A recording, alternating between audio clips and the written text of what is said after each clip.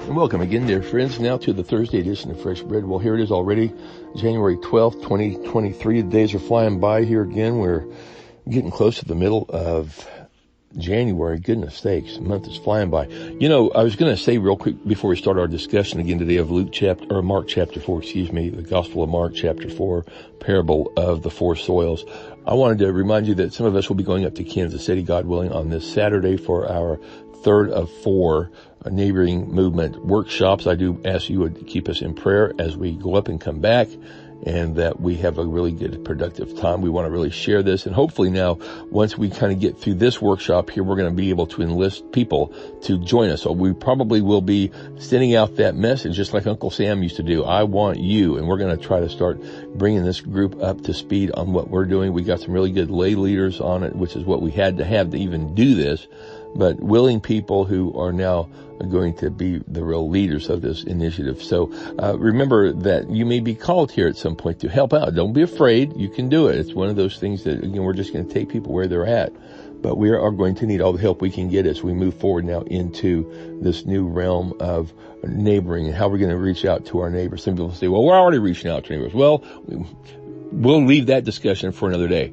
We'll just say this. We can do more, and we need to do more, and we need to start now, not somewhere down the line and have a bunch of committees to decide what we're going to do. Then, nothing ever gets done. We want to act now. We've been talking about this in these groups. So if you've been in these groups, thank you, because you're the ones that are helping make this happen. If you haven't been a part of the neighboring movement group or healthy congregations, you are always welcome to come. This is not an exclusive group, and it's certainly not a closed group. We want you to come. But again, we're going to be putting out the feelers real soon to get people signed up. So we may have a special sign-up table at the back of the church on a Sunday morning here after this next week, sometime next week or two. We're going to try to start some programs that we can actually kick off before the middle of March.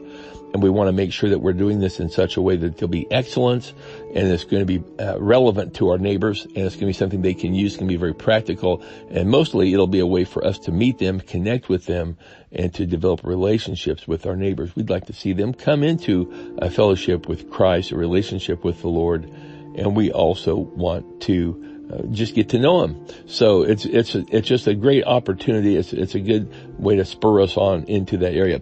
Well, let's look now at, again, our chapter 4 from the Gospel of Mark, where we're talking about the four soils. Out of those four soils, again, we're talking about the well-worn path where the seed gets on it and it just doesn't do much because, the birds come and get it. It can't sink in. It's too hard. The next is the rocky soil that's real shallow, and it does sprout up right away. Then it wilts and dies with the first time there's any issues or challenges or trouble. So that's gone.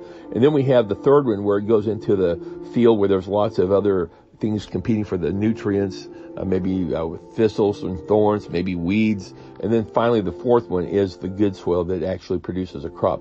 So I want to look at the third of those four today that I think is really vital.